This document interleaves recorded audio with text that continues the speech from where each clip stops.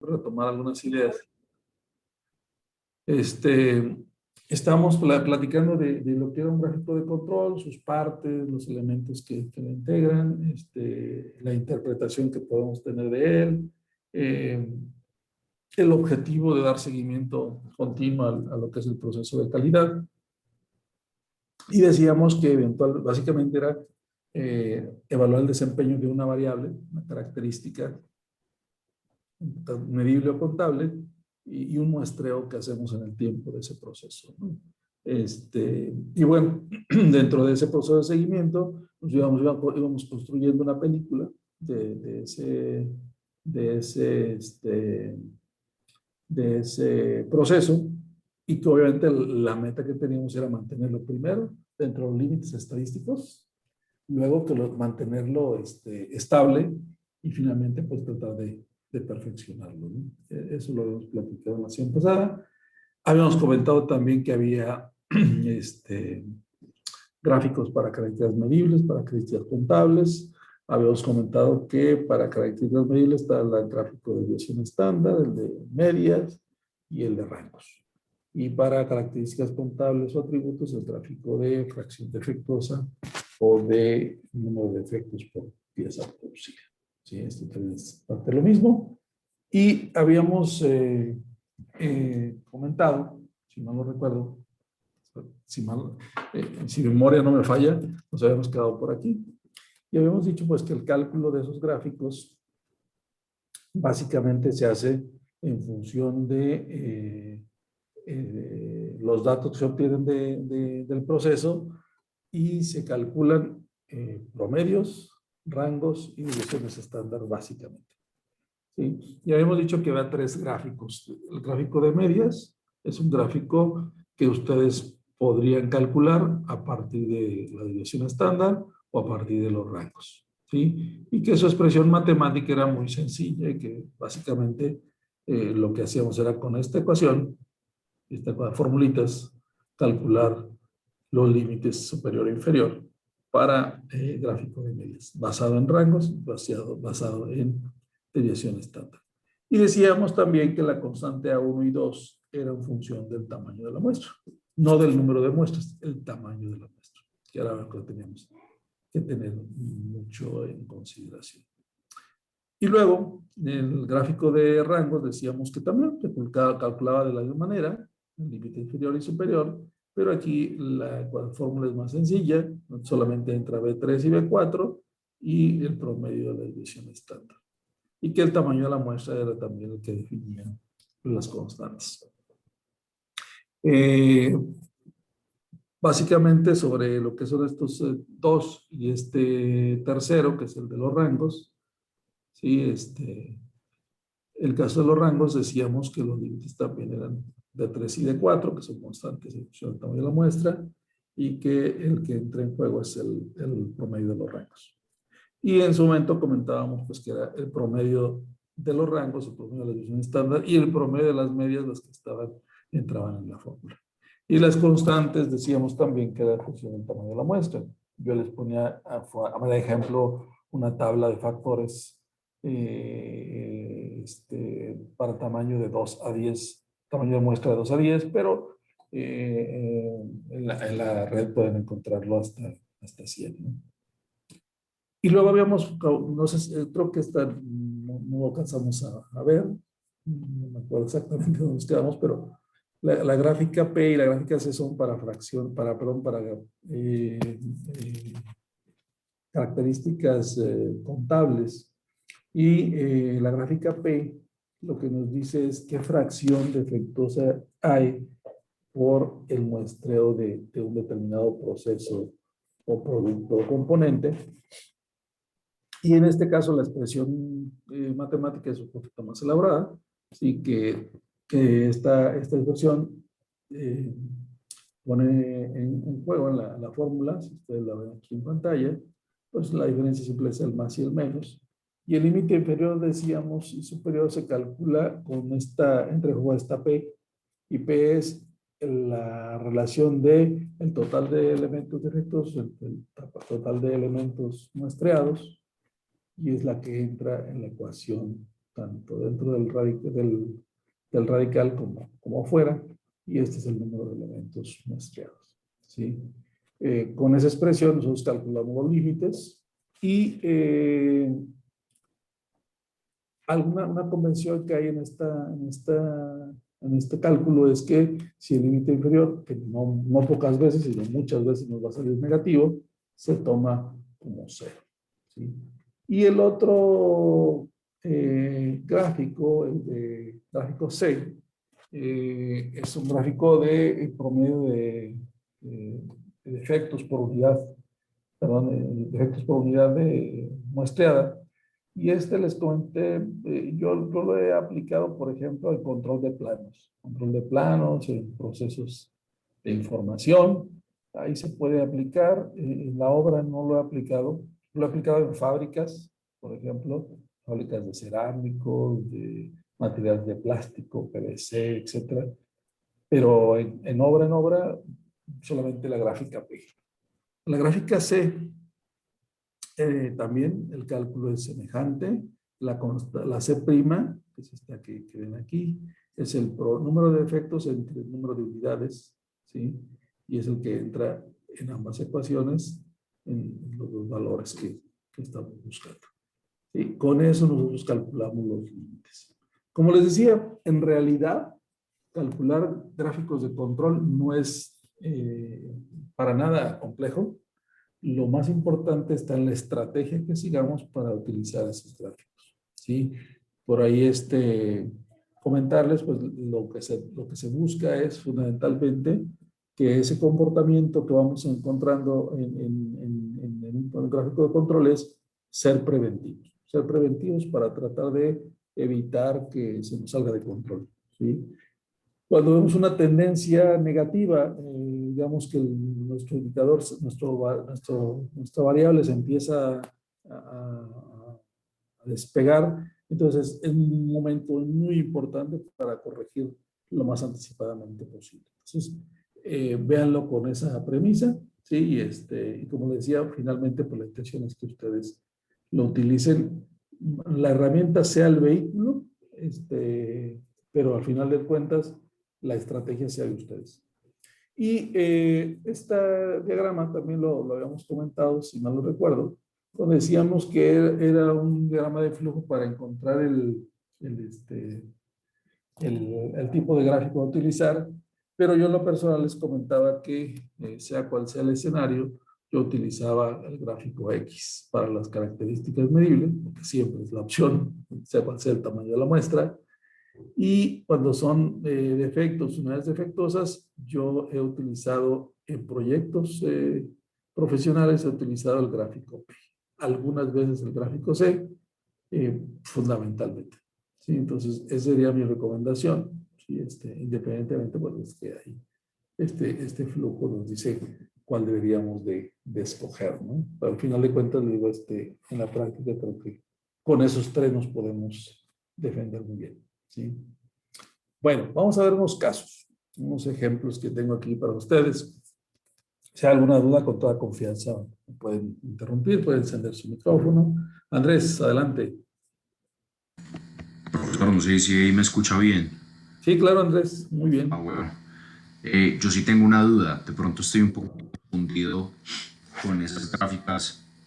Usted en la clase pasada mencionó que cuando sube mucho el muestreo en cuanto a, pues, digamos que pasa ese nivel de rechazo superior, del límite superior, bajarlo y digamos que mantenerlo un poquito en el promedio, ¿no? En la calidad promedio.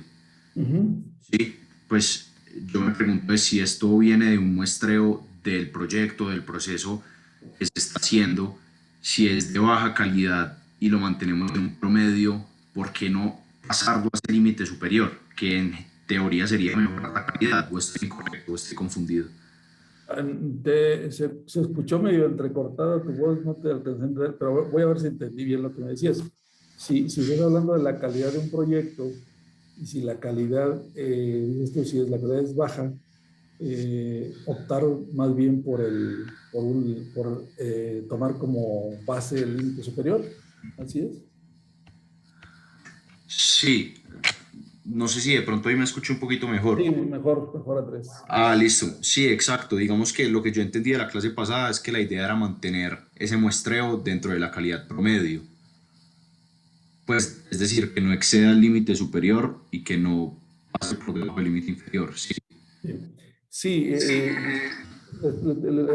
creo que sí estás en lo cierto, pero habría que precisar algunas ideas. Gracias por la pregunta, Andrés, les comento. Nosotros tenemos como premisa fundamental cuando usamos gráficos de control es que partimos de una calidad mínima aceptada o ofrecida al cliente, ¿no? Esa no es negociable y en todo caso, normalmente esa calidad va a quedar por esta zona más o menos, ¿sí? Entonces, si esta es la calidad que tú contrataste o te contrató el cliente a ti, nosotros no debemos hacer que nuestro proceso caiga acá, tenemos que mantenerlo acá arriba. Pero también, cuando nosotros usamos este tipo de herramientas, los gráficos de control, si nuestro proceso tiende a irse a la parte superior y estar en esta parte alta, también corremos el riesgo de que esos niveles de calidad nos cuesten mucha plata, ¿sí? Ese es el riesgo. O sea, dándole al cliente algo muy por encima de lo que has pactado con él, ¿sí? Pero tienes este margen grandísimo para poder tratar de estabilizar el proceso y tender a una calidad promedio.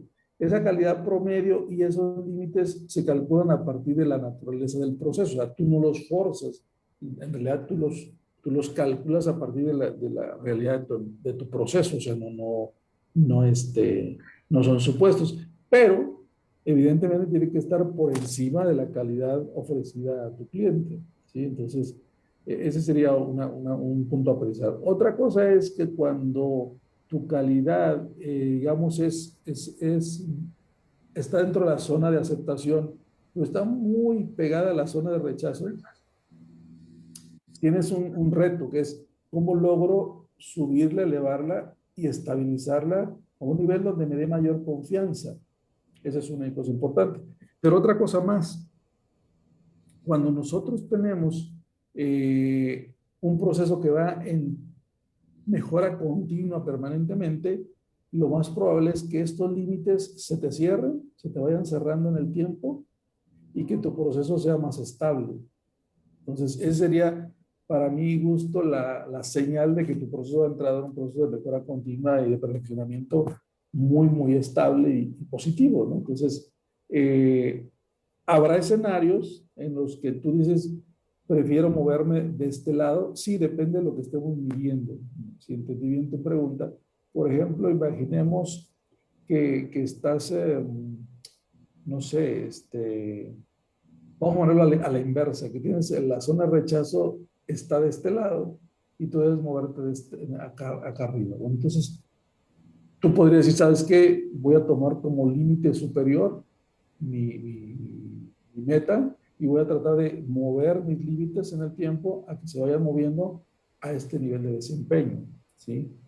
Pero esa es, digamos, la convención que tú puedes establecer.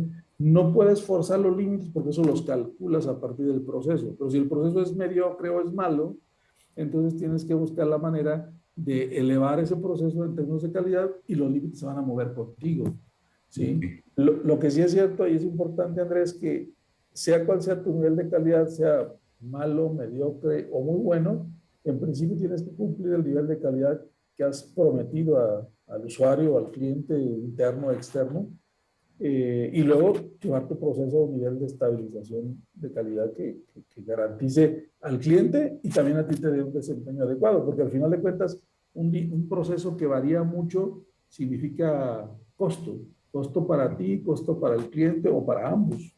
¿Sí? No sé si con eso haya clarificado tu No, duda. claro, quedó mucho más claro. Es que yo no, digamos que el límite inferior yo lo veía como mala calidad, o sea, Ah, no, pero yo lo veía como ya algo malo, pero pues no, y que esto está por encima de las expectativas del cliente.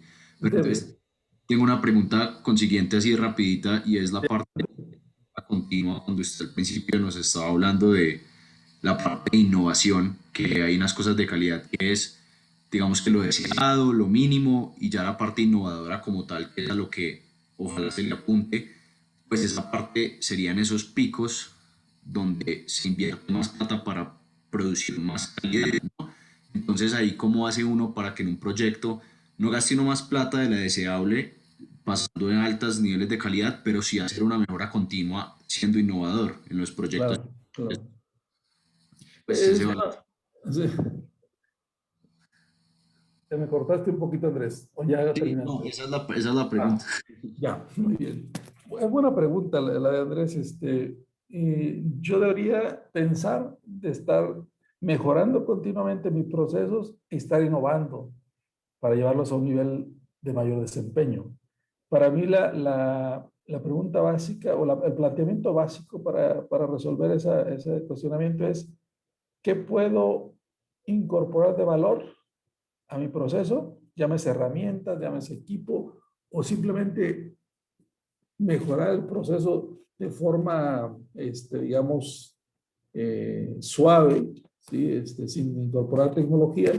Pero hay una premisa que para mí es fundamental, y de hecho les comentaba a ustedes la clase pasada, que yo tengo una metodología que se llama ingeniería de valor, una metodología mía, o sea, la metodología ya existía, y que se basa mi metodología en esta fórmula: valor igual a función entre el costo. Y justamente lo que dices tú, Andrés, es muy importante. El costo es fundamental, es el pivote de cualquier innovación. Y la F se puede traducir en mejora de atributos del proceso y o del producto que voy a entregar, o del proyecto que voy a entregar. Entonces, si yo quiero incorporar a mi proceso de mejora continua un proceso de innovación tecnológica, o incluso de innovación, incluida la información, la innovación que está de moda, la información digital, ¿sí? Yo lo puedo hacer, pero tengo que cuantificar los beneficios en términos de mejora de mi proceso y lo que me va a costar hacerlo, ¿sí? Y dependiendo del proyecto, Andrés, muchachos, esta ecuación puede tener varios escenarios. Puede ser que el cliente, el dueño del proyecto, diga: ¿sabes qué? Mejórame mucho las prestaciones del producto o del proceso, y yo estoy dispuesto a pagar un poco más, no hay problema. ¿Sí? Pero también puede haber un escenario en que diría: mira, mejóramelo un poquito, pero no quiero gastar ni un centavo más. O la otra es que diga: ¿sabes qué? Mejórame las prestaciones del proyecto o del proceso, pero dame ahorros. Y ese es otro reto de innovación. Y después los escenarios complementarios serían los que ustedes ya se imaginan. O sea, eh, puedo sacrificar incluso prestaciones de mi proyecto, pero que no me cueste ni un centavo, o puedo incluso sacrificar, pero ahórrame dinero, ¿sí?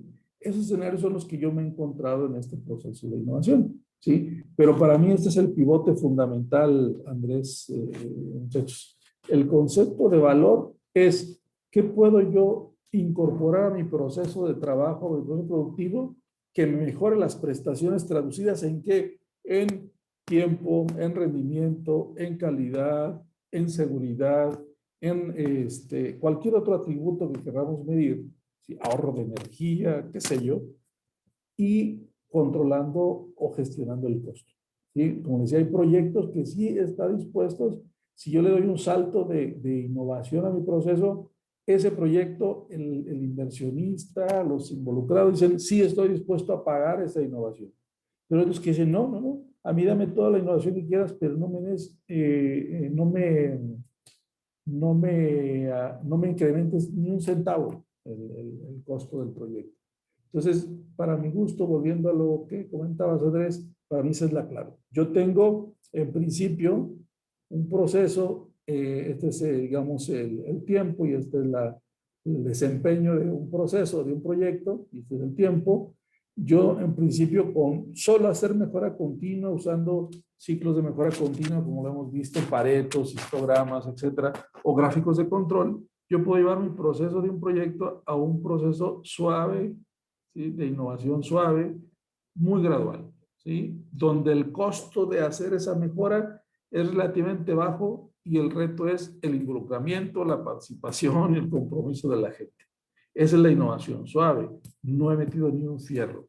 Cuando este proceso está estabilizado, yo puedo ahora sí pensar en incorporar innovaciones duras, tecnología, componentes constructivos, herramientas, maquinaria, y darle un salto de eficiencia mayor. ¿Por qué? Porque este proceso ya fue estabilizado, ya le saqué el mayor potencial posible y lo voy a potenciar más con una innovación. Pero esta innovación tiene que estar barrida bajo esta idea, ¿sí? Valor igual a función entre el costo. Sí, yo así lo entiendo, así lo he hecho durante muchos años de mi actividad con la industria, y nadie me va a comprar una innovación al precio que sea. ¿Sí? Y les pongo un ejemplo, Andrés, muchachos. Imagínense que a un proyecto de construcción ustedes deciden, por ejemplo, incorporarle un sistema de componentes prefabricados de impresión 3D. No la impresión completa, sino algunos componentes de preversión. Tenemos que correrlos bajo esta idea, ¿sí? Una metodología que nos permita decir cuánto beneficio me aporta, cuantificarlo, y obviamente cuánto me cuesta incorporarlo, que al final del día este costo yo lo lleve al análisis del ciclo del costo de esa innovación para ver cuánto realmente me cuesta ya involucrar en el proceso y versus los beneficios, qué es lo que me aporta, ¿no? Y si esos beneficios absorben ese costo adicional que me implica la innovación. Ese es para mi gusto el fundamento de este proceso de innovación. Si la innovación no aporta valor al proyecto o al proceso, eventualmente no vale la pena incorporarlo. Si aporta valor y ese valor está justificado porque es el balance de la ecuación entre lo que me aporta en términos de mejoras al proceso y o al producto, el proyecto, versus costo, vamos de gana. Adelante. Esa innovación es factible. Ejemplos que yo les podría comentar. Pues, por ejemplo, yo he hecho proyectos de innovación para, como les comentaba en la clase pasada, lo he hecho para proyectos de urbanización, proyectos de edificación, proyectos de remodelación, y la premisa para mí sigue siendo la misma, esa misma ecuación. De hecho, mi metodología está basada en la fórmula esa, y lo que yo he hecho es con la metodología básicamente estructurar un procedimiento donde ustedes al final de cuentas puedan evaluar alternativas de innovación para un proceso y correr con esa metodología el numerador y el denominador de la ecuación. Y al final yo calculo lo que le llaman el índice de valor, que es el índice con el que esperaría tomar la decisión, ponderar las alternativas que tengo para decidir si incorporo o no innovación. ¿Qué otra premisa interviene, Andrés, muchachos? Pues que si yo estoy haciendo una análisis de valor para una innovación tecnológica de un proyecto, tengo una premisa muy básica. El desempeño de valor de esa innovación tiene que estar por encima de mi línea base.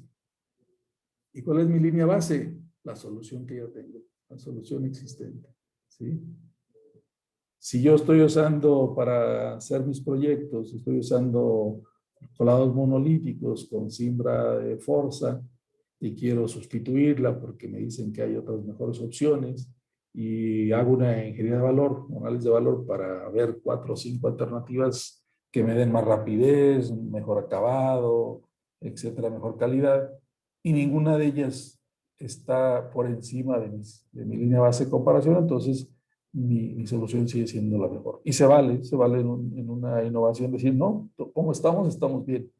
Luego, sí cabe la posibilidad de que encuentren a lo mejor algunos atributos de valor en otra solución, pues tendrían que, para el proyecto en específico, comparar o contrastar esos atributos diferenciadores que esa solución me da versus la que tengo y decidir si puede ser una alternativa viable para mi proyecto.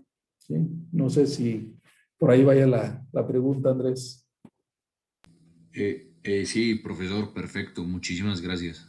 Sí, de nada. Y bueno, aprovechando lo que como la pregunta de Andrés, igual, si en estos días que van a estar las exposiciones y que van a estar nuestros invitados, si nos queda algún hueco por ahí, yo les ofrezco pues mostrarles mi metodología de ingeniería de valor. De hecho, yo la hago en Excel, así, vilmente. Se los comparto y les comparto el caso, lo vemos. Si les es útil para esto que justamente preguntaba Andrés, de cómo se hace una ingeniería de valor para innovar en un proceso o en un proyecto, pues encantado de que les pueda servir. Entonces, lo dejamos así como tarea pendiente en los espacios que tengamos por ahí de tiempo sobrante, lo platicamos, si les parece. ¿De acuerdo? Profesor, sería buenísimo. Muy bien. Y bueno, voy a ver algunos casos. Tengo 3 casos y después vamos a hacer talleres. El primer caso es un caso de una urbanización, ¿sí?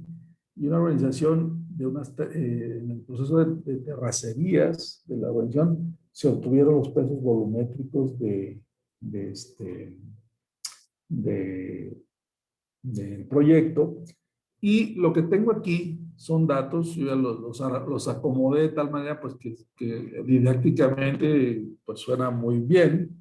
Después yo les voy a hacer algunas preguntas, a ver ustedes qué plantearían, porque aquí yo les estoy mostrando ya el total de los datos, ¿no? Pero bueno, en este caso es un proyecto con 7 tramos de 7 kilómetros cada tramo. Para fines prácticos, cada tramo es una muestra, ¿sí? Si recuerdan.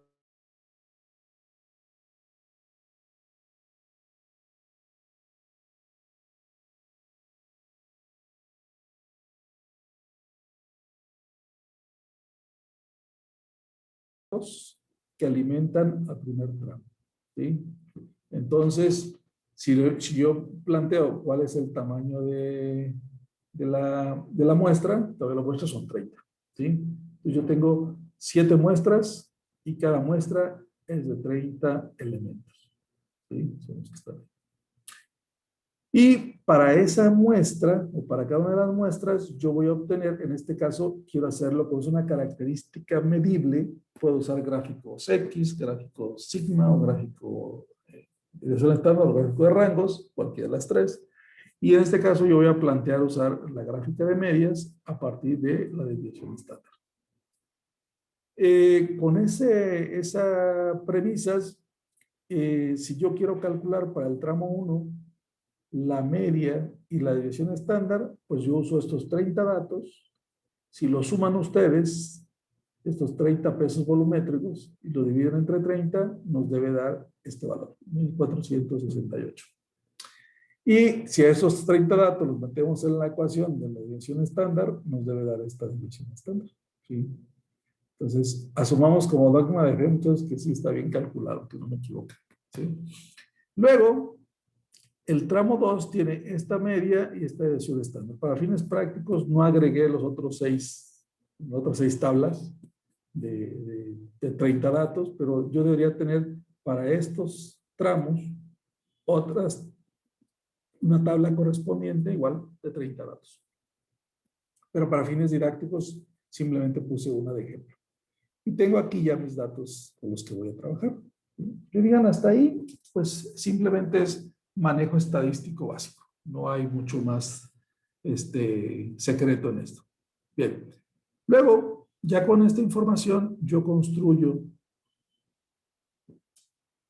mi gráfico de control, calculo límites y gráfico, ¿sí?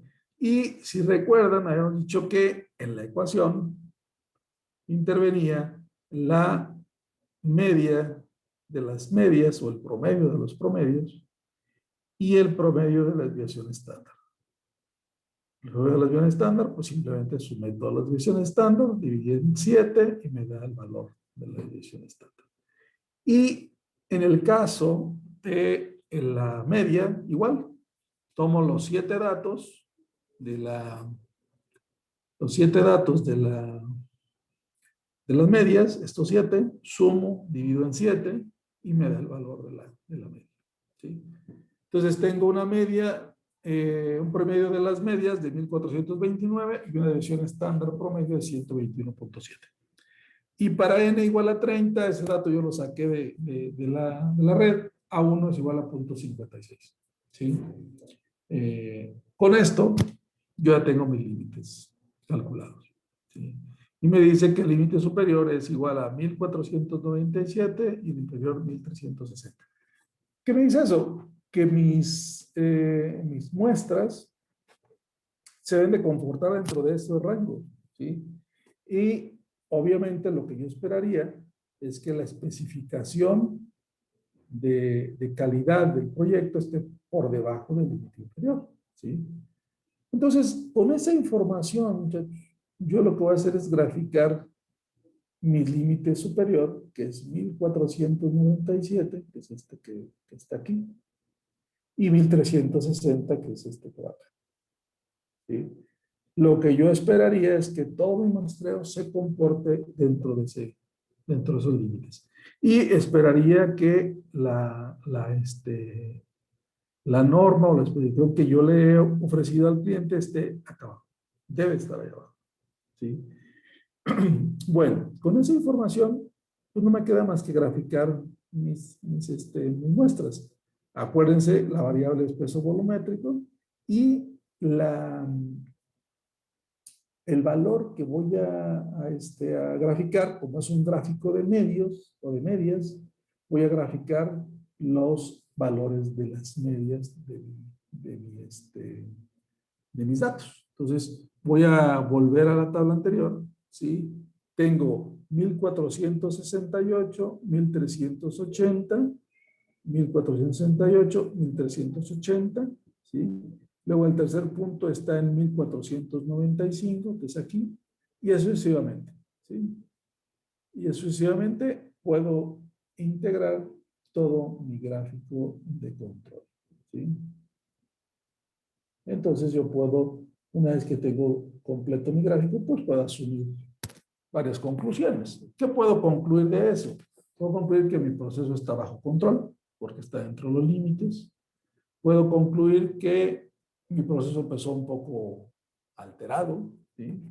Sí, con cierta variación. Tenemos aquí un valle y luego una cresta, ¿sí? Pero que a partir del tercer tramo empezamos a bajar, a estabilizar, y en este caso lo hemos llevado o intentado llevar a el límite inferior, lo cual es bueno, ¿sí?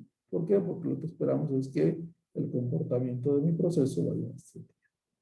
¿Qué pasaría si mi proceso lo llevo a la parte alta? Pues que le estoy ofreciendo al cliente, obviamente tengo un margen muy grande de maniobra, le estoy ofreciendo al cliente mucho más de lo que le he prometido, que estoy cerca del límite superior, pero eventualmente eso que está acá arriba le va a costar a la empresa más plata. ¿Por qué?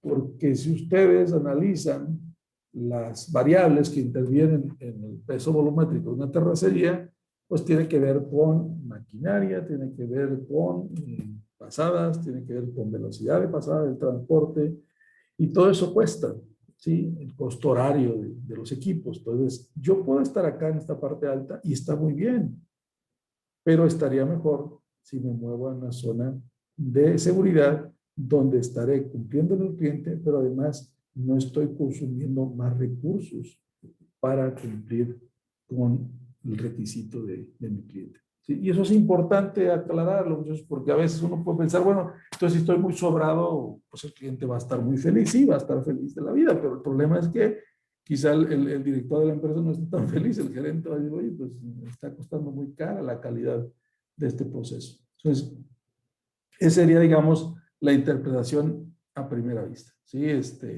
Y no perder de vista lo que hemos platicado. ¿Qué se trata? Se trata de que, como vamos avanzando en un proceso de control estadístico, vayamos estabilizando los procesos, vamos suavizando esa variación, el tratar de eliminar picos, tanto valles como crestas, y mantener nuestro proceso dentro de los límites, pero sobre todo en aquella zona en la que cumplimos al cliente y optimizamos el costo de ese proceso, ¿sí? Normalmente el llevarlo a niveles muy altos, sobre todo en los niveles superiores, si es con un proceso que estamos mejorando, lo más probable es que no esté asociado con un uso adicional de recursos, ¿no? Entonces, esa sería una primera interpretación. Ahora yo les tengo a ustedes una serie de preguntas. Yo construí el ejercicio o el caso, lo construí con datos que tenía de un proyecto real y completé todos los datos, ¿sí? Entonces, si ustedes dicen, oye, pues está muy padre porque pues ya tengo todos los datos, ya nomás calculo, grafico y diagnóstico qué pasó con ese proceso de urbanización. Pero en la vida real eso no es, así no es, ¿sí? En la vida real así no ocurre. Entonces, la pregunta que yo les haría a ustedes, para poder, y es un poco ya lo platicamos en la sesión pasada, si yo me quisiera plantear desde el primer tramo, tener ya un primer diagnóstico de cómo está el proceso, ¿sí? ¿Qué se les ocurre que pudiéramos hacer? Porque pues el primer tramo lo voy a tener, el primer punto de control lo voy a tener hasta los 7 kilómetros. ¿Qué puedo hacer aquí en este inter? ¿Qué recomendaría a ustedes en el sentido más práctico de la construcción? ¿Qué haríamos ahí para tratar de encauzar desde el inicio el proceso? ¿Sí? Es decir, que quisiéramos que no estuviera ahí, quisiéramos que estuviera por acá abajo, ¿no? Que quisiéramos que este brinco no lo hubiera pegado nunca, sino que hubiera sido algo más suave, más estable. ¿Qué se les ocurre que pudiéramos hacer?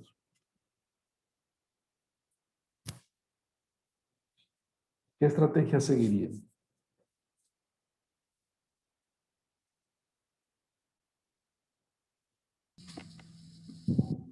No sé si le entendí bien la pregunta, pero si le entendí bien, pues sería llevar un control de menos, o sea, no de kilómetros, sino más cercano al segundo kilómetro para saber la tendencia y así corregir antes de llegar al tramo. Exacto, Andrés. Así es, Andrés. De hecho, una estrategia sería, oye, si tengo 7 kilómetros aquí para trabajar, pues voy a hacer a lo mejor los primeros 2 kilómetros y voy a hacer un muestreo en los 2 kilómetros cada 50 o 100 metros.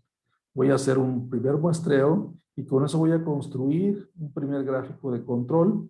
Voy a calcular mis límites para ese tramo, ¿sí? Y en ese primer tramo voy a darme cuenta cómo se está comportando y a partir de ahí tomo decisiones para corregir y el primer tramo lo voy a completar seguramente bien, mejor que este proceso, pero la ventaja es que con esa información y esa estrategia yo podré llevar desde el inicio un proceso más estable, ¿sí? Ese sería, ¿sí? Y claro, y tienes razón, Andrés, esa sería una estrategia, ¿sí?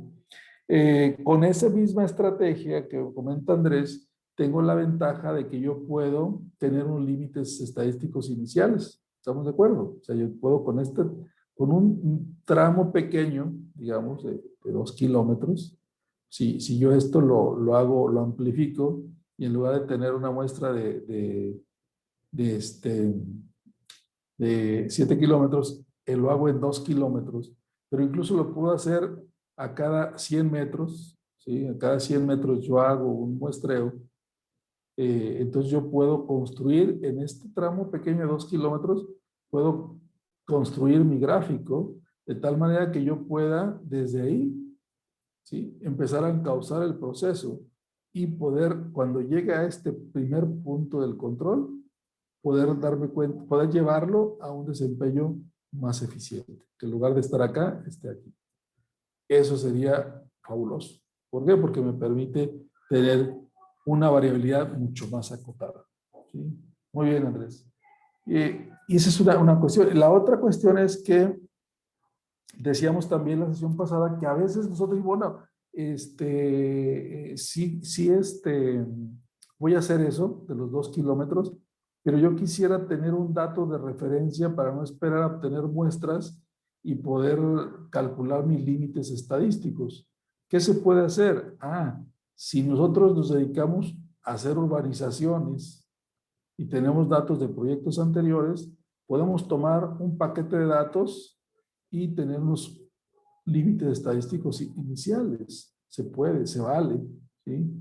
Eso no lo dice la literatura, pero igual a mí me ha funcionado porque me da una referencia hacia dónde debería moverme, ¿sí? Otra referencia también es, no tengo límites inicialmente, pero sí que tengo la norma o la especificación del cliente. Y ese es el límite por especificación. El límite por especificación, ese yo lo puedo conocer desde el proyecto. Y si empiezo a obtener muestras y calculo los límites, desde ese momento puedo saber cómo está el comportamiento de mis límites en amplitud y en relación a la norma o a la especificación. También me puede servir para eso, ¿sí?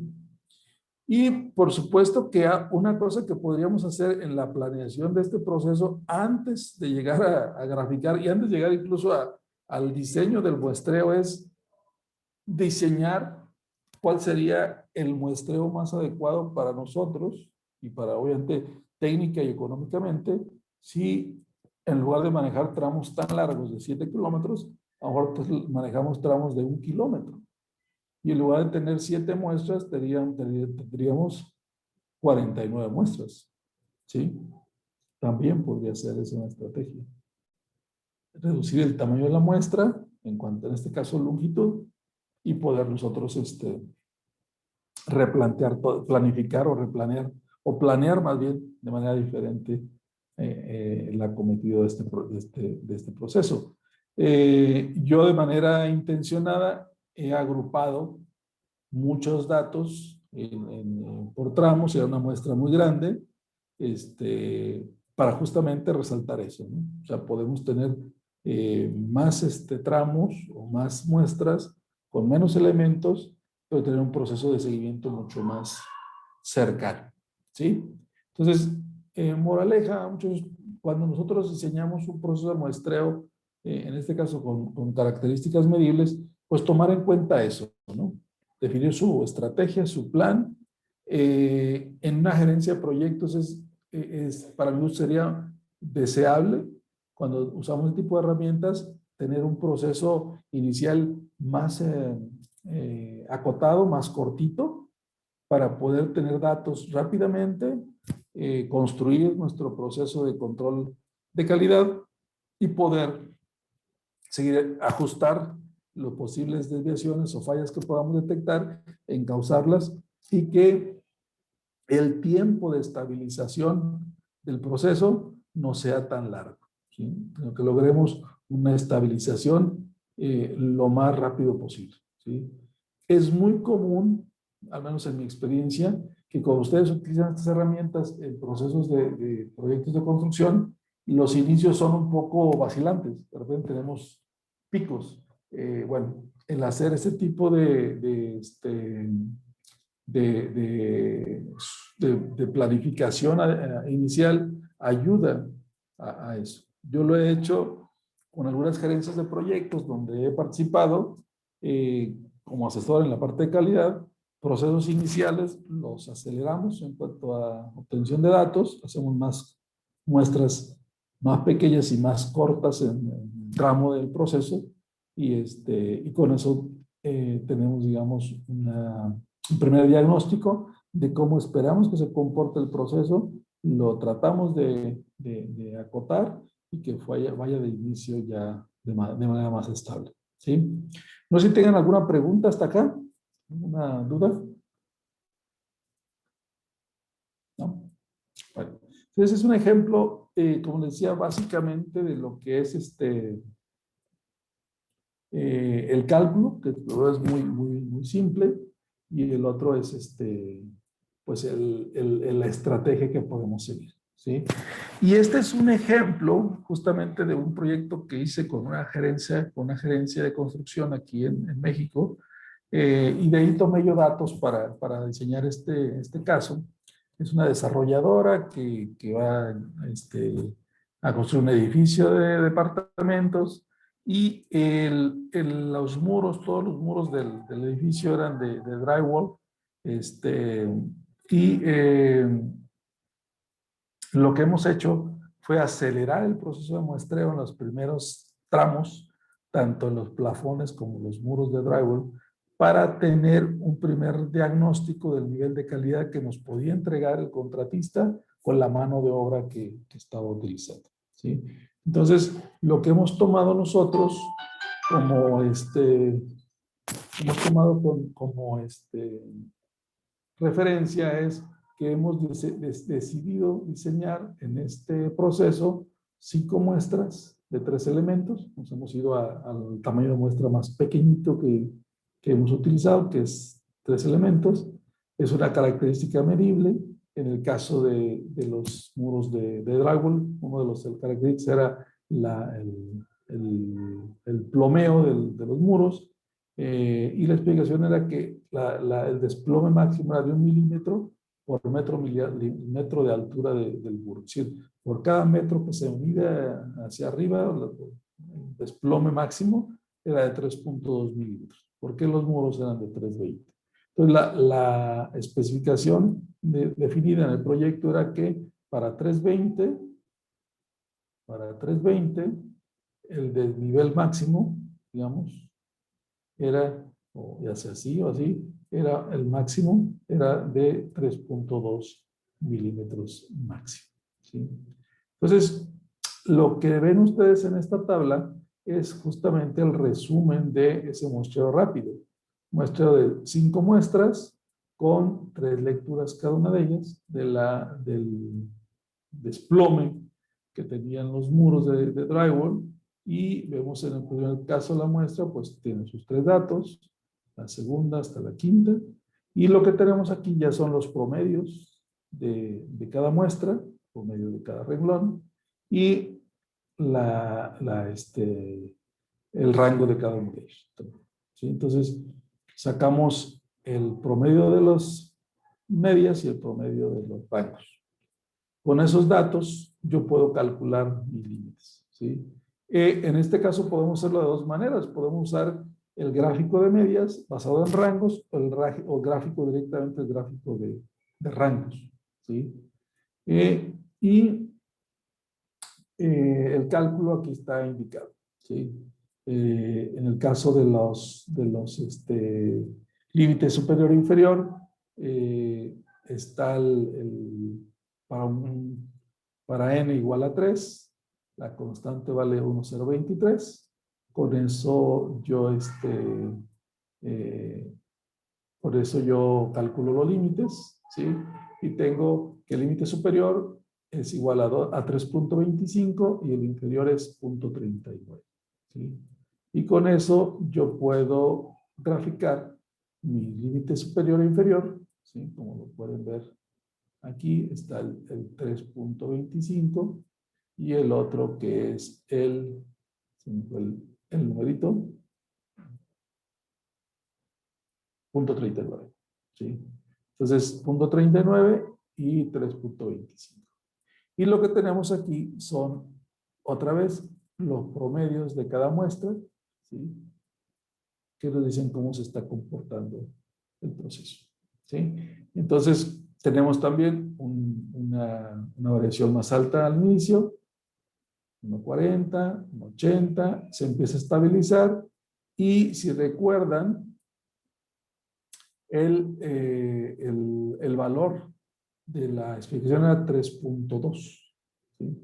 Aquí hay algo importante a partir de lo que comentábamos ahorita con Andrés. La interpretación que yo le puedo dar es que este proceso, justo lo que comentaba Andrés hace un rato, si yo este proceso no logro estabilizarlo, porque si yo recalculo aquí los límites quitando esta muestra, me va a dar un límite más cerrado, ¿sí?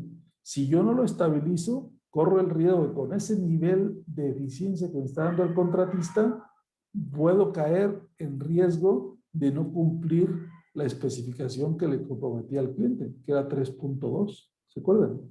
3.2. Es casi lo mismo, 3.25. Son 5 centésimas de milímetro, pero aún así está prácticamente juntos, ¿sí? Entonces, ahí yo puedo interpretar que debo, con el contratista de drywall y de plafón, revisar su proceso para tratar de mantenerlo en este comportamiento. ¿Sí? En esta parte de aquí hacia acá, el comportamiento mejoró bastante. ¿Sí? ¿Qué puede, qué podríamos encontrar aquí? Pues también cosas como podríamos medir el rendimiento de la colocación del drywall, ¿sí? Podríamos medir otras variables como la escuadra, en fin, obviamente la calidad en varios atributos, pero a lo que voy es que yo podría no solamente evaluar temas estrictamente de calidad, como puede ser, como decía, el plomo, la escuadra, la apariencia, la fijación, ¿sí? Pero también podría evaluar el tema del costo y el tema del avance del rendimiento del contratista, pensando en si con ese rendimiento que me está dando, si lo meto en un gráfico de control, si eventualmente voy a llegar a la entrega o a la finalización de la tarea de acuerdo a lo planeado, podría ser, ¿no?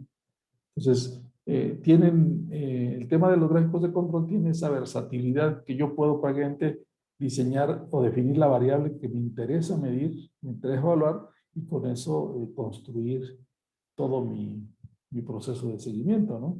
Entonces, en este tipo de gráficos podemos meter, por ejemplo, temas de costo de materiales, de herramientas, de equipos, podemos meter rendimientos, podemos meter pues datos como el famoso paquete de actividades completadas que se maneja como indicador de ahora en el Last Planner, de orden en el Last Planner, y todo ese tipo de variables se pueden manejar. ¿Sí? Aquí lo importante, y recalco, es cómo puedo aprovechar esta herramienta para, primero, planificar una estrategia de gestión de calidad del proceso, luego, pues, arrancarla y me sirva para diagnosticar y reencauzar el proceso, y finalmente, pues, el proceso llevarlo en el territorio que a mí me interesa llevarlo, que es en un proceso estable y que eventualmente sea un proceso económico también, ¿no? Más eficiente, ¿sí?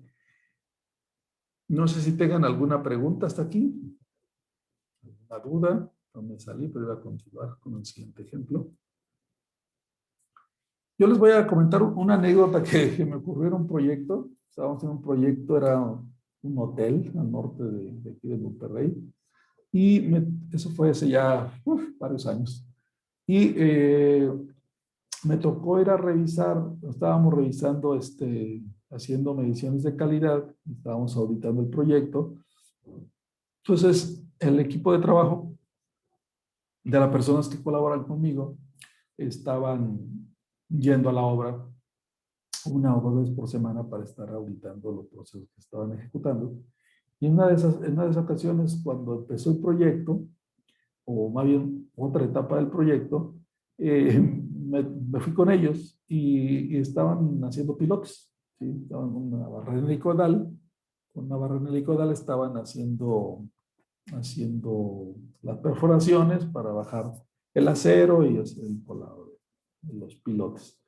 Y pues fue muy gracioso porque el pilote, no recuerdo exactamente el diámetro, pero el pilote marcaba, creo que eran 50 o 60 centímetros de diámetro, y tenía una tolerancia de más o menos 2 centímetros o algo así. Una cosa muy justita. Y cuando llegamos, pues nos dimos cuenta de que ninguno cumplía la especificación. O sea, ninguna perforación de los pilotes tenía el diámetro de 62, por decir algo, ¿no? Sino estaban estaban excedidos, de hecho. Había de 70, había de 72, 70. O sea, estaban muy sobrados.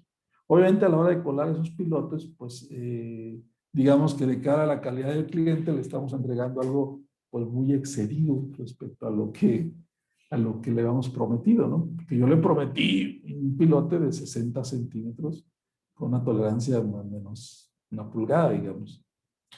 No más o menos, sino más una pulgada. Pero resulta que este estaba muy sobrado. Entonces, cuando llego y le platicamos con el responsable de la obra, digo, oye, pero este está muy sobrado. Ah, sí, es que tuvimos dos inconvenientes. Una fue que la barrena que nos trajeron, la barrena helicoidal, pues no es de la medida que ocupamos, es más grande. Y entonces a la hora de perforar, pues se nos amplía la sección de la perforación. Y la otra eficiencia que tenía era que el suelo donde estaban perforados era un material de boleo, ¿sí? Y ustedes saben que el boleo, cuando ustedes perforan, pues salir la barrena abriendo, los boleos que se encuentran en el camino, pues se desganchan, se despegan, y eso genera pues más irregularidad en la excavación. Entonces, ahí nosotros lo que hicimos fue dos cosas, ¿no? Una fue revisar, obviamente, que se tuviera la barrena correcta, porque aunque el responsable ahora me decía, bueno, pero estamos bien, o sea, a final de cuentas, le estamos dando al cliente, estamos por el lado de la seguridad del cliente, le estamos dando una calidad por encima de lo que le hemos especificado. Y decía, pues sí, ingrato, nada más que le estás dando mucho más de lo que le prometiste, pero eso le está costando mucha plata a la empresa. ¿Por qué? Porque imagínense que un pilote de 5 o 6 metros con ese diámetro, pero agréguenle ustedes una franja a ese diámetro de alrededor de 10 centímetros más, 10, 12 centímetros de concreto, entonces eso es dinero finalmente, ¿sí? Y entonces no, eso no puede ser. O sea, tenemos que conseguir la barrena correcta. Y la otra cuestión que revisamos, y eso fue algo que fue un error de planificación del proyecto, es que ustedes saben que cuando se hace una perforación de un pilote en suelo de ciertas características, es prácticamente imposible cubrir una tolerancia tan pequeña, ¿sí? ¿Por qué? Porque si lo analizamos de manera muy simple, pues imagínense que tenemos la perforación del pilote y esa perforación en teoría nos daba un diámetro más una pequeña tolerancia, pero luego cuando ustedes cavan en el suelo de ese tipo, el boleo aparece pues de manera caprichosa, ¿no? Aquí, entonces, ese boleo se convierte en una superficie muy irregular, entonces tenemos pues de repente mucha deformación en el hueco, entonces esa deformación pues es difícil que nosotros podamos cumplir con esa especificación. Entonces, lo que recomendamos era revisar en el proyecto que se diera la tolerancia suficiente pues para ese tipo de suelo, que no era una práctica común, no era una consideración normal, digamos, el tener esa tolerancia tan pequeña. Entonces, se revisó y se redefinió la tolerancia junto con el cliente y la gerencia del proyecto. Entonces, con este caso, con este ejemplo, trato de mostrarles justamente eso que les comento, ¿no? La herramienta es sencilla, es muy práctica, muy ilustrativa, pero luego detrás está lo que queremos hacer con ella, los datos que requerimos y la estrategia con la que lo planificamos y la estrategia con que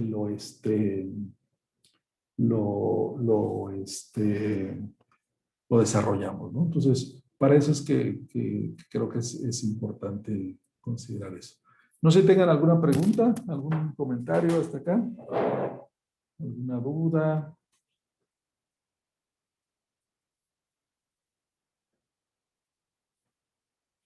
Si no, pues vamos a ver un tercer ejemplo. Si este ya es con características contables.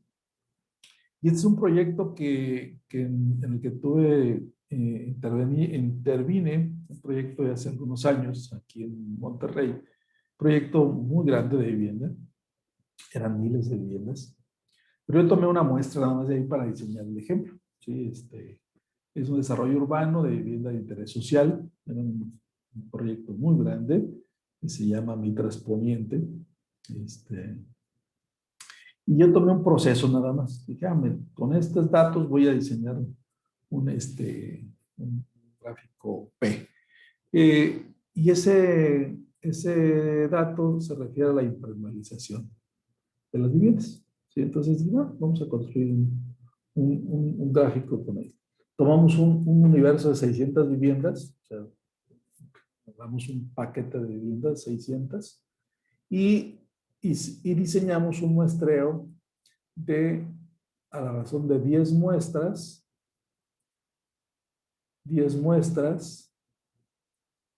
con 10 muestras, 10 muestras de 6 elementos. ¿Sí? Entonces, de esas 600, sacamos un muestreo de 60 viviendas. Un 10%. Bueno, entonces, ¿qué es lo que hicimos? Lo que hicimos fue definir a qué le íbamos a llamar nosotros impermeabilización defectuosa. ¿Sí? Y esa impermeabilización defectuosa, dijimos, si al subir a la losa vemos alguna irregularidad donde haya pliegues en la malla de refuerzo de la impermeabilización, haya ampollas de humedad en la losa, o que la malla esté mal adherida, o que los remates donde da vuelta el represante en los muretes o en los pretiles no esté bien hecho, o esté rota la impermeabilización, cualquiera de esos le vamos a llamar defectuosa. La losa va a estar defectuosa. No vamos a ver si es una, dos, tres cosas. Si alguna vez se presenta, es defectuosa. Y con esa idea revisamos las 60 viviendas. ¿Sí? Lo que tenemos aquí es justamente todo el muestreo, las 10 muestras, y lo que tenemos en esta columna es de la revisión que se hizo muestra por muestra, cuántas habíamos encontrado defectuosas. ¿Sí? Entonces, si se fijan, pues había muestras que no tenían ninguna defectuosa, pero sí hubo en la muestra 2 una vivienda defectuosa, en la muestra 8 hubo otra, y en la muestra 5 hubo 2. ¿Sí? Con esa información yo puedo construir mi gráfico P. ¿Sí? Y lo que hacemos es, otra vez, para fines de cálculo, aplicamos las expresiones correspondientes, y ese es el cálculo del gráfico P. Si usamos una carta P, muestra de 10 muestras, 6 elementos, y calculamos lo que le llamamos fracción defectuosa unitaria. Y la fracción defectuosa unitaria es con esta expresión. Si la recuerdan, en las fórmulas que vimos en la explicación de los gráficos, ahí estaba indicado. Son 4 las losas defectuosas de un total de 60, y eso nos da una fracción P de 0.067 para fines prácticos, ¿sí? Que es este valor. Con esa información, con ese valor, yo me voy a la tabla anterior, ¿sí? Y con esa fracción unitaria la multiplico por cada uno de estos defectuosos de la muestra. Entonces el punto 0.67 por 0 me da 0, por 1 me da 0.67, 0, 0, punto 134, 0, 0, tal, hasta que termine. Esta es la información, esta columna tercera es la que yo calculé, ¿sí? Y es la que voy a graficar. Y los límites de control, pues los calculo con la fórmula que ya dijimos, ¿no? Que es P menos 3, raíz cúbica de P por 1 menos P entre N. Con estos valores yo sustituyo en mis fórmulas, el límite superior e inferior, y me da el límite inferior menos 0.035. Por lo tanto, como no puedo tener fracciones defectuosas negativas, pues entonces, acuérdense la convención, asumo que el límite inferior es negativo. Y el límite superior me da 0.0169. Con esta información yo ya puedo construir mi gráfico de control. Tengo límites y en la otra imagen tengo los valores de la fracción defectuosa P. Con esta información yo construyo mi límite inferior. Habíamos dicho que por convención era 0, ¿sí? Y mi límite superior, perdón, que habíamos dicho que era 0.169, casi 0.17. Es este que está aquí. ¿Sí? Entonces ya tengo mis dos límites. Y el siguiente paso es graficar los puntos P.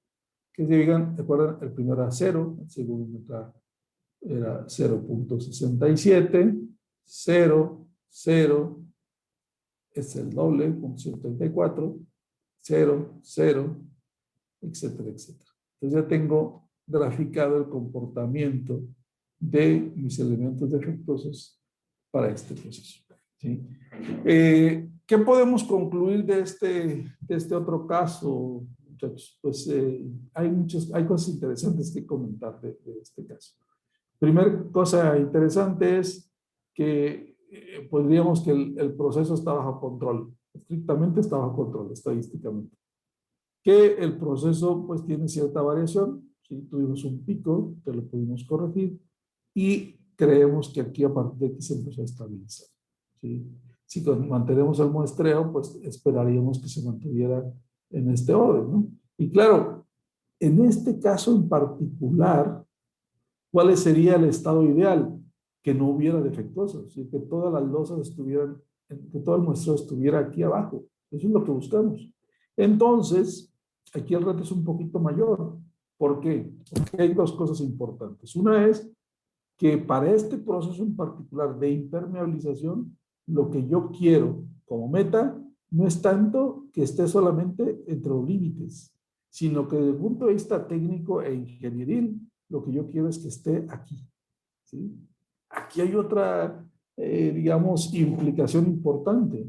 ¿Por qué? Porque ya no es solamente el hecho de que esté dentro de los límites, sino también hay que entender lo que hay detrás de esos datos. Estamos hablando de losas impermeabilizadas que eventualmente podríamos decir cómodamente, no, pues está dentro de los límites, no hay problema.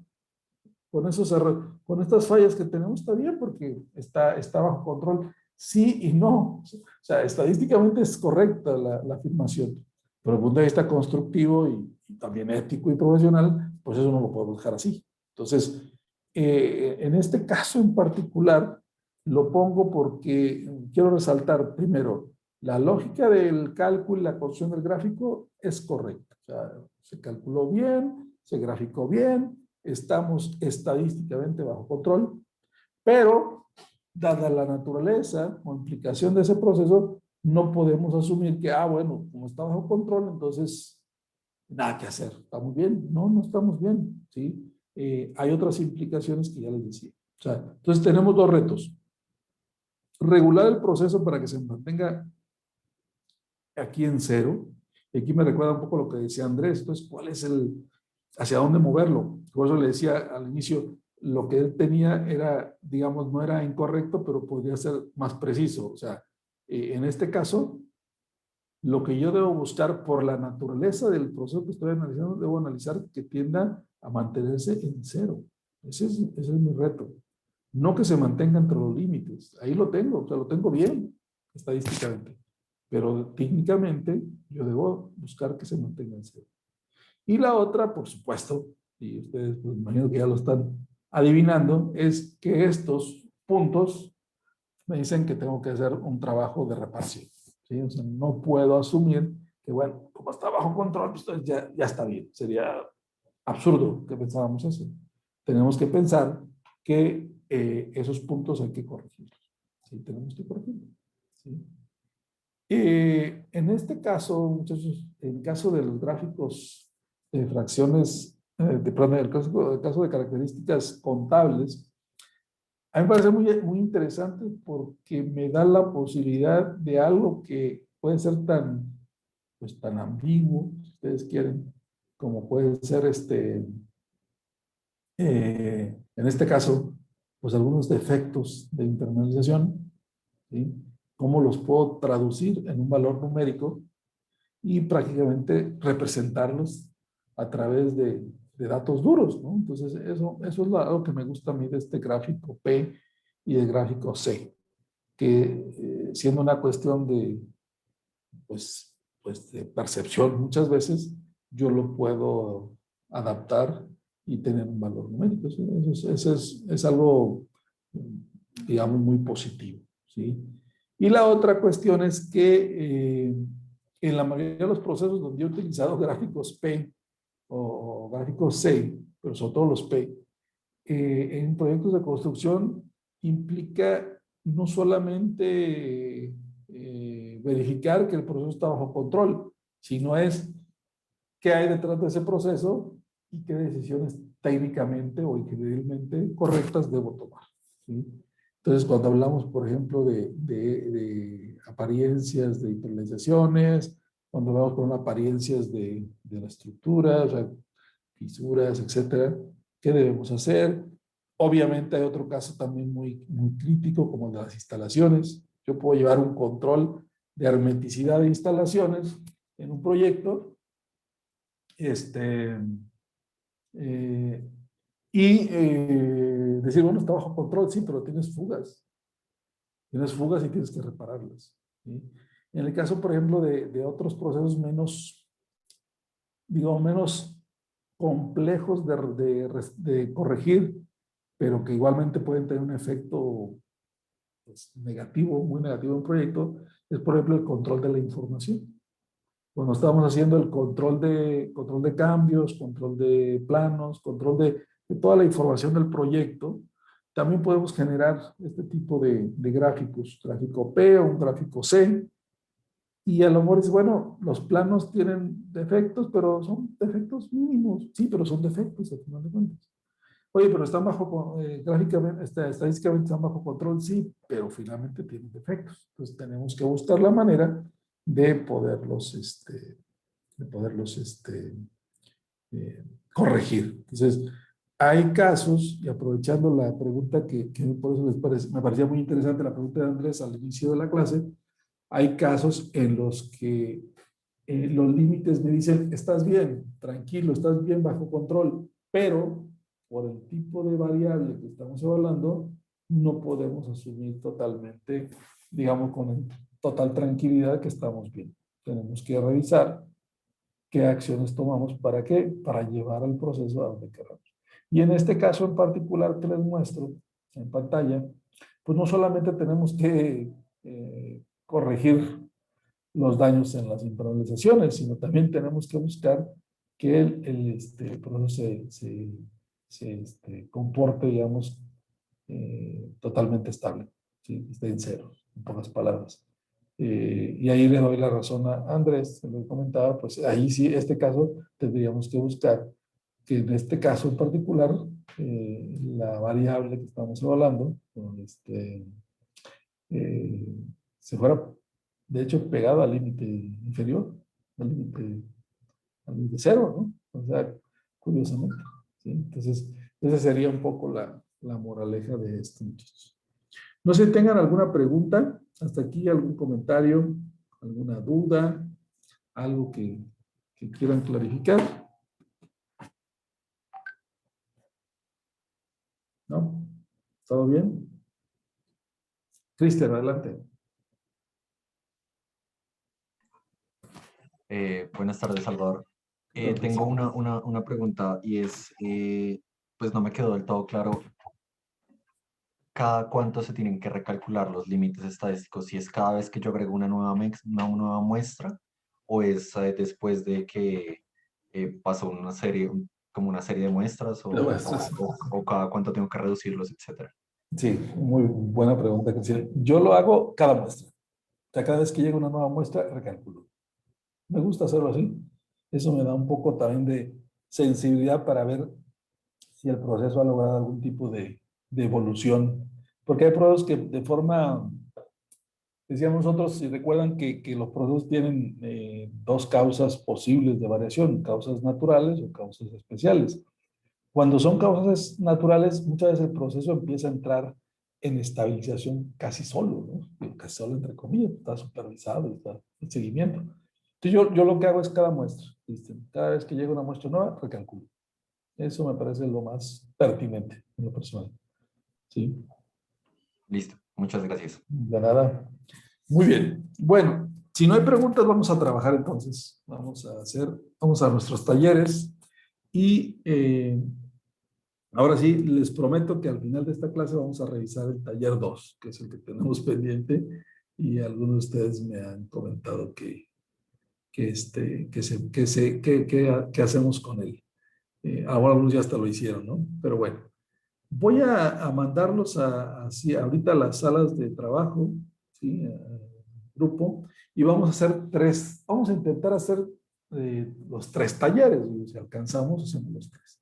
Este primer taller, el taller 5, ¿sí? De nuestro cuaderno de casos y de talleres, nosotros el último taller que hicimos fue ¿sí? El de la cimentación, ¿sí? El ciclo de mejora. Y entonces vamos a hacer este taller, el taller 5. Voy a dividirlos en equipos. Nos quedan, para nuestro break, nos quedan todavía 20 minutitos. Entonces podemos aprovechar estos 20 y a lo mejor regresamos. O vamos a tomarnos unos 30 minutos para hacer este caso, este taller, y regresamos, lo comentamos y luego nos vamos al break, una vez que terminamos este primero, ¿sí? Este taller 5 es también este proyecto de urbanización que estuvimos llevando nosotros aquí en Monterrey durante poco más de un año. Y lo que les muestro a ustedes en pantalla es un proyecto donde se mostraron el ancho de corona, el ancho de corona de la calle, eh, donde tenemos 5 muestras. Se mostraron 5 calles: Campo Príncipes, Campo Real, Campo Duque, Campo Real Oriente y Campo Blasones, ¿sí? Entonces, para fines prácticos, cada calle se convirtió en una muestra. Y tienen los 5 elementos que conformaron cada muestra, ¿sí? Y les doy los promedios y las amplitudes o los rangos, ¿sí? Bueno, yo les voy a pedir que en este caso hagamos el ejercicio haciendo el gráfico de control, pero vamos a hacer 2 gráficos de control. Uno de gráfico de X basado en rangos o amplitudes y el otro un gráfico de solamente de rangos, ¿sí? O amplitudes. O sea, en realidad vamos a hacer 2 gráficos en este taller. Entonces, los voy a dividir en equipos. Vamos a hacer los dos gráficos, a interpretarlos, que fue lo que encontraron. Y si alguno de los 2 gráficos, ya sea el de X basado en rangos o el de rangos, tienen alguna muestra fuera de control, entonces habría que hacer el diagrama de causa y efecto y el plan de mejora, ¿sí? No les voy a decir si hay o no hay, pero bueno, eso lo vamos a descubrir en un rato más. Entonces, no sé si quedó claro lo que vamos a hacer. Vamos a hacer el taller 5. Vamos a hacer este caso. Vamos a hacer 2 gráficos de este taller. Uno de medias o de promedios basado en rangos o amplitudes. Y otro, un gráfico de rangos o amplitudes con estos datos.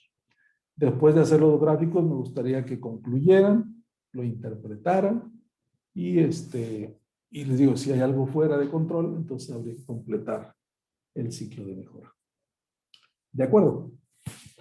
¿Dudas, preguntas? ¿No? Salvador, yo tengo una pregunta. Adelante, Andrés. y qué pena si lo ha mencionado antes, pero no, Ujú. digamos que me gustaría entender mejor el tema del tamaño de la muestra. Por ejemplo, ahí en ese taller vemos pues varias muestras, pero usted dice que es distinto el tamaño de la muestra al número de muestras. Sí, Andrés. Puedo clarificar eso un poquito mejor. Sí. De hecho, si te fijas, este está un poco hecho, este es un caso tipo examen para que nadie se equivoque, ¿no? Porque si te fijas, el tamaño de la muestra es 5 y el número de muestras es 5 también, ¿sí? O sea, coincide el tamaño y el número de muestras. Pero Ah, ok, ok, ok. sí, este es cuando yo lo pongo en un examen, un caso de este tipo y no quiero que nadie se equivoque, ¿no? Pero el tamaño de la muestra se refiere a cuántos elementos integran la muestra, ¿sí? La constante de tus ecuaciones sale de esto, del tamaño de elementos que tiene la muestra. Aquí coincide que son 5 muestras y 5 elementos. Pero imaginemos que yo le pongo una muestra más, 6, y le pongo sus respectivos datos. El tamaño de la muestra sigue siendo 5, ¿sí? Aunque haya el número de muestras es 6, pero lo que me guía a mí es el tamaño de la muestra. ¿Sí? Perfecto, listo, muchísimas Muy gracias. bien, de nada. Entonces vamos a dividir en equipos, los voy a mandar a las salas, son 16 participantes y vamos a dividirlo en 4 grupos. Y, y vamos a trabajar, les digo, ahí unos 25, 30 minutos. Y después regresamos a la sala principal y le voy a pedir a un equipo que nos presente sus resultados. Entonces, vamos a crear 4 grupos y listo, vamos para allá. Cualquier cosa me invitan a su sala, si no yo voy a dejarlos trabajar un ratito y después los visito, para no visitarlos con el tiempo encima. Porque se está mostrando que del 1 al 2 fue donde más inestable estaba. Entonces, Sí. eso fue lo que vimos.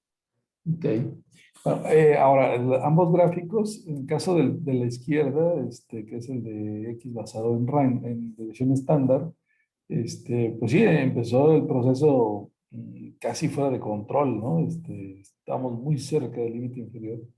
Luego se ha compuesto el proceso, se ha estabilizado. Al final, ya después en la muestra 4 se nos baja otra vez hacia el límite inferior, hacia el origen, digamos, pero sigue estando bajo control, que eso es lo importante. Pareciera que el proceso pues, ya tuvo ese brinco inicial fuerte, pero pareciera que la tendencia es a estabilizarse. ¿Qué es lo que pasaría si tuviéramos más muestras hacia la muestra 6, 7, etcétera? Tendríamos que cuidar que esa muestra 5 se mantuviera más o menos estable en el resto de los procesos, el resto de las muestras, perdón, y que no se nos fuera a salir fuera del límite inferior, que sería el riesgo que tendríamos. Por lo demás, creo que está muy claro. Y en el otro caso, en el de los rangos, pues también es muy estable, ¿sí? El proceso. Eh, si se fijan, pues varía también más o menos a la par del otro, ¿no? Pero les decía yo hace un momento a un equipo que tratar de superponer ambos gráficos es un error, porque tienen dos lógicas diferentes, una es tendencia central, otra es dispersión. Pero se fijan en la pequeña variación también en la muestra 4 a 5. Aquí también se nota la variación de la amplitud de datos en la muestra 4, pero el proceso está bajo control, bastante controlado, ¿no? El- Como le decía, si pensásemos en más muestras hacia adelante, pues el proceso podría estar muy estable si se mantuviera dentro de ese comportamiento. Muy bien. No sé si alguien tenga algo más que agregar, algún otro comentario sobre lo que hicieron, o que nos quiera mostrar lo que hicieron. Cristian, adelante. Sí, señor Salvador, es que nosotros pues ahorita estábamos discutiendo que, digamos, a pesar de que dentro de los datos que analizamos y la gráfica que generamos se encuentra dentro de los límites, hay, digamos que elementos individuales dentro de los datos que no se encuentran dentro de los límites. Por ejemplo, en la muestra 3 hay un 8.58 que se sale del límite superior que calculamos, ahí, ¿qué procede? ¿Diríamos que la muestra no es adecuada? O... Ese es un punto bien interesante, Cristian. Para fines metodológicos de lo que es el control estadístico de calidad, el dato que se maneja es a nivel de muestra, ¿sí? Pero cuando tú tienes ese tipo de, yo en lo particular, si sigues la metodología de lo que es el control estadístico de calidad, no debería de ser significativo que ese elemento esté fuera de control. Pero lo que yo hago para fines ingenieriles o técnicos es, si yo detecto un elemento fuera de control, pues evidentemente, si es posible, lo corrijo, ¿no?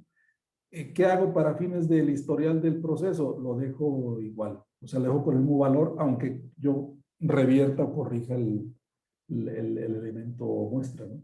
No sé si me explico. Sí, sí, señor. Sí, Gracias. y ese es un punto muy interesante porque yo también cuando empecé a estudiar estos temas me planteaba, oye, pero si yo tengo una muestra cuyo promedio, digamos, está, el punto muestro de la muestra es correcto, si tengo elementos que no cumplen, ¿cómo es eso? O sea, no tiene sentido. Bueno, revisando, si revisan ustedes la literatura, es que se maneja a nivel de muestra, no a nivel de elemento. ¿Qué es lo que yo he visto a algunos otros autores que hacen, Cristian, muchachos? Agarran cada lectura, cada elemento como si fuera una muestra. No sé si me expliqué. Y entonces, en lugar de graficar, digamos, 5 muestras, 5 elementos, tienen 25 elementos y cada elemento es una muestra. ¿Me explico? Sí, sí, señor. Yo así lo he visto. Alguna vez intervine en un proyecto que lo hicieron de esa manera. No estaba del todo convencido, pero no está tan mal. O sea, también es una opción. Sí, lo hicimos en una empresa que se dedicaba a hacer prefabricados y decidieron que si había 45 elementos, no hacer muestreos, sino los 45, cada elemento era una muestra, y vámonos. Y así lo manejaron, ¿no? Es válido también. Y ahí sí puedes detectar, Cristian, elementos muestra que están fuera de los límites, ¿sí? Voy a ver si tengo por ahí algunos datos de ese proyecto y mañana se los muestro para que lo vean. Gracias, Salvador. Ahí me surge otra pregunta. ¿Es más Adelante. recomendable hacer eso o generar más bien grupos de muestras? A mí me gusta y yo recomendaría hacer muestras, grupos de muestras. ¿Sí? ¿Por qué? Porque en lo personal me parece que cuando tú tienes un patrón de muestreo, también puedes asociar ese patrón de muestreo con el tipo de proyecto que estás haciendo. ¿Sí? Por ejemplo, si el elemento muestra es una vivienda o el elemento muestra es un tramo de una carretera o de una vialidad, yo normalmente ese tramo lo asocio, digamos, lo ubico perfectamente para fines de indicadores aguas abajo, pero también me sirve o yo lo asocio con el supervisor, con el contratista, con el proveedor, y eso me da, digamos, como más elementos para hacer trazabilidad de los datos que estoy obteniendo. ¿Sí? A mí particularmente me gusta más así. ¿Sí? Y eso es lo que también, en términos ortodoxos, digamos, la literatura es lo que recomienda, diseñar muestras. Listo, muchas gracias. Y de nada. Muy bien, bueno, pues si no hay más preguntas sobre este tema, tenemos todavía 2 tallercitos más que hacer de control estadístico. Son las 5:22. Vamos a hacer nuestro break para que se descansen un poquito, se tomen un tintito. Vamos a regresar en 20 minutos. ¿De acuerdo? Gracias, Salvador. Muchas gracias. Gracias, profe. La siguiente actividad, vamos a hacer el siguiente taller que está indicado. Es el taller 6. Taller 6, que vamos a hacerlo también en equipos. Y el taller 6 se refiere a la altura de colocación de los apagadores de luz. Y la información que tenemos son 6 viviendas en las que se revisó la altura a la que estaban los aparadores. Si se pueden ver, son 6 viviendas, son 6 muestras. Y cada muestra tiene 4 lecturas. Les voy a dar la opción de que ustedes, cada equipo, lo resuelvan con el gráfico de control que deseen. Puede ser un gráfico de X, un gráfico de desviación estándar, perdón, sí, gráfico de X basado en desviación estándar o basado en rangos. Puede ser un gráfico de desviación estándar o puede ser incluso un gráfico de rangos. Que ustedes seleccionen el equipo. Si en el equipo cada uno de ustedes selecciona uno diferente, muy bien. Y al final, pues vamos a regresar a la sala principal y me gustaría pues, ver lo que encontró cada uno de ustedes en gráficos diferentes. Sí, ojalá encontremos a cada uno de ustedes con algún gráfico diferente. Entonces, tenemos la posibilidad de hacer 4 diferentes tipos de gráficos. Sí, Andrés, adelante. Profe, me preguntaba si sería posible que nos habilitaras el poder compartir pantalla en los grupitos. Silvia, si nos puedes apoyar con eso, por favor. Porque Sí, eso ya está habilitado. Creo que desde ya antes está. ya lo tenían Perfecto. habilitado. Sí, No, en el taller pasado aún no funcionaba, profe. Ok. Ok. Pues yo creo que, o sea, ahorita está habilitado. En este momento deberían poder compartir pantalla. Nos Listo, avisen, sí. por favor, porque sí, técnicamente nosotros no podemos, pero sí nos están ayudando alguien de soporte. Entonces, si nos avisan, por favor, Andrés, pues, por favor, ¿no? Porque sí, Listo, profe, sí, señor. Muchas gracias. gracias. Entonces vamos a las salas, igual, trabajar en este taller. Como les decía, ojalá se pongan de acuerdo y hagan diferentes gráficos y podamos tener ahorita en unos 20, 25 minutos, podamos tener pues la versión de diferentes gráficos y la solución.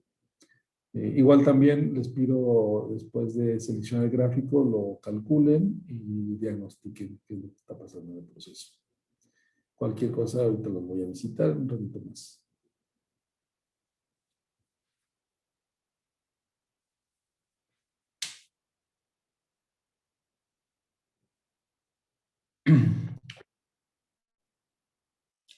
Bueno, estamos regresando. Vamos a esperar al resto de sus compañeros y vamos a revisar este otro ejemplo, este otro caso.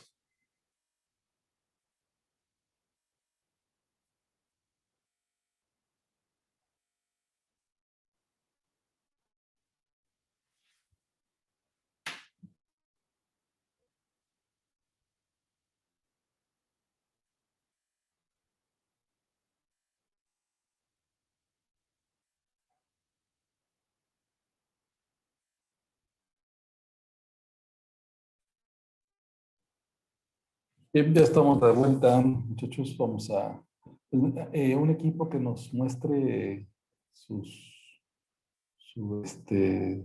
desarrollo de sus gráficos. Solamente, no sé quién nos colabore, alguien que nos muestre. Algunos hicieron incluso 4. Entonces, si hay algún equipo que nos ¿4, muestre profe? sus resultados. Perdóname. ¿Cómo, profe? Pero el de X basado en rangos. Es que vi que unos equipos, por ahí un equipo hizo el gráfico de X basado en división estándar, el gráfico de X basado en rangos, y luego hizo el de división estándar y el de rangos. A los 4. Pues, profesor, Aquí nos podemos... Ángeles, los tenemos, sí. dale. Aprovecho mientras se prepara Andrés, nos acompaña ahorita con pantalla, comentarles que el cuaderno de trabajo que ustedes me van a entregar con todos los talleres, aunque lo hayan hecho en equipo, pues cada quien vaya desarrollando el suyo y vaya haciendo sus análisis, conclusiones, comentarios, dándole su toque personal a cada uno de los casos, ¿no? Adelante, Andrés.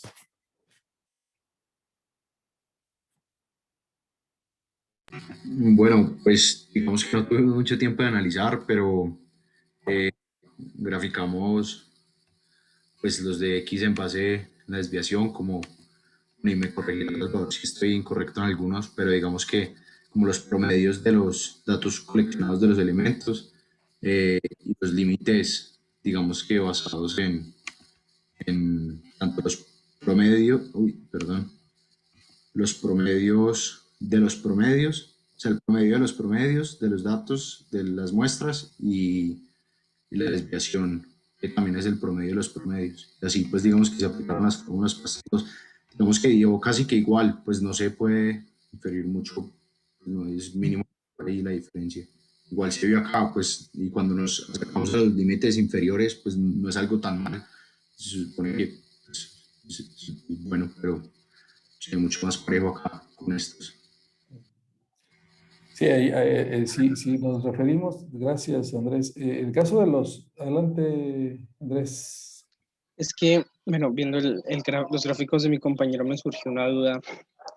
Y la barra amarilla representa como ese valor de equilibrio, El valor según medio. usted. Pero esa, ¿cómo la encuentras?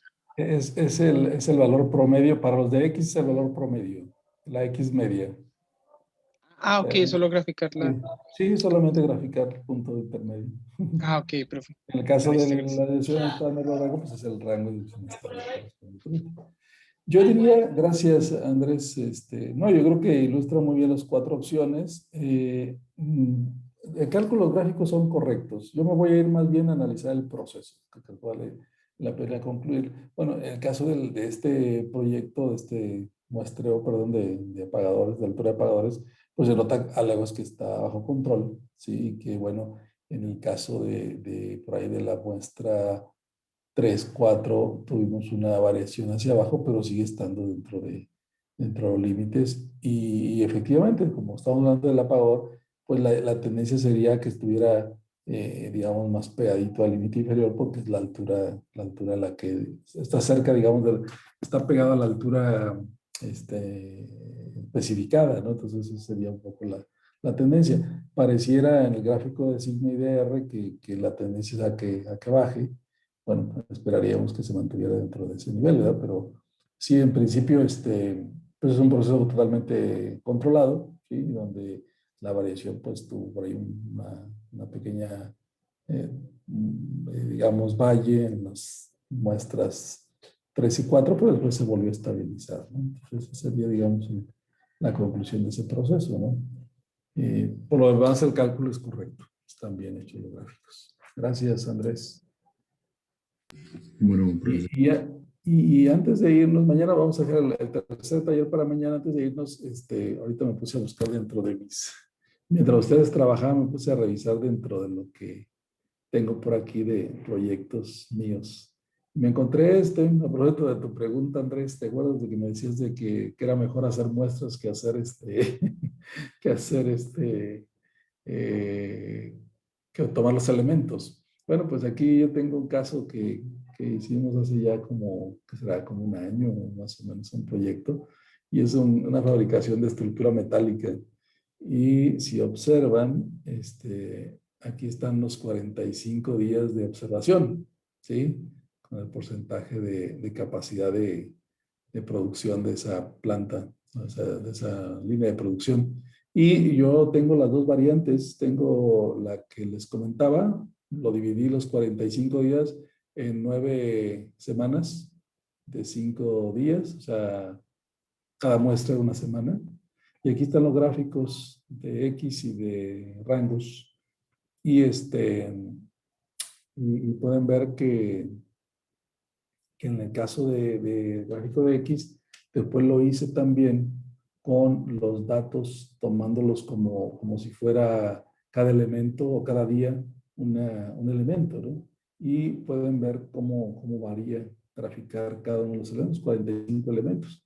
Entonces, si se fijan, tenemos pues más o menos el mismo comportamiento de este gráfico X con este gráfico de X, y las mismas variaciones que se alcanzan a visualizar en las muestras se alcanzan a visualizar, aunque acá son por día. Entonces, si se fijan, aquí hay en este tramo de la muestra 4 hay una caída por debajo del límite inferior, o sea que estamos teniendo una producción por debajo del límite inferior, y aquí también se nota la caída en los días sucesivos 14 al 18, 17, y luego hay otra caída por la muestra 7, y si ven acá también hay una caída entre los días 31 a 37 más o menos. ¿Sí? Entonces, después esta gráfica que está aquí la hice un poco más grande, si lo alcanzan a visualizar. ¿Sí? Y es la misma gráfica, o con una escala un poco diferente, y se alcanza a ver más pronunciadamente los días en los que la producción se fue por debajo del límite inferior. Es decir, en este caso tenemos producciones por arriba del límite superior, lo cual pues, es bueno, porque al final de cuentas estamos hablando de la productividad en la fabricación de estructura metálica, pero en el caso de este que se nos cae, pues sí tenemos una caída importante de la productividad, ¿sí? Y por acá, si ustedes alcanzaron a apreciar, tenemos unas observaciones, ¿no?